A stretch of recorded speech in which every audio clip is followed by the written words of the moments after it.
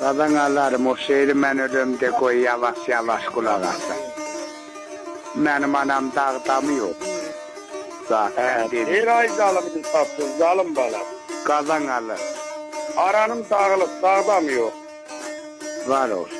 Başımda qəzanın zülmü, bəlası, ölənlərim ölüb, sağda mı yox? İnə itib danam yoxdur, bilirəm. Qonçam yanıb, anam yoxdur, bilirəm.